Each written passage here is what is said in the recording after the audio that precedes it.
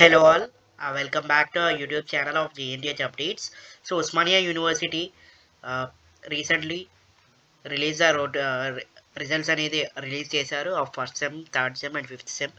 So చాలామంది అడుగుతున్నారు revaluation results అనేది ఎప్పుడు వస్తాయి of both photo copy and recorrection and revaluation results అని.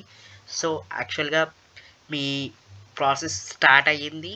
మీ లాస్ట్ డేట్ వచ్చేసి 7th వరకు. సో 7th నుంచి మీరు పేపర్స్ అనేది వాల్యుయేషన్ చేస్తారు. ఆల్రెడీ ప్రీవియస్ వీడియోలో నేను కూడా చెప్పాను. అండ్ ఆ ప్రీవియస్ వీడియోలో వాల్యుయేషన్ అనేది 7th నుంచి స్టార్ట్ అవుతుంది. అండ్ 7th నుంచి అంటే 7th నుంచి ఒక 15 days వేసుకోండి. సో 15 days అంటే 7 to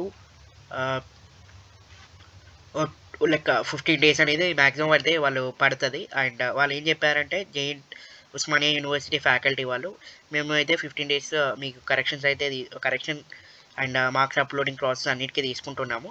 సో మ్యాక్సిమం మేబీ వచ్చేసి February 20 తర్వాత మీకు రిజల్ట్స్ అనేది అనౌన్స్ చేయడం అయితే జరుగుతుంది of Osmania university of revaluation results.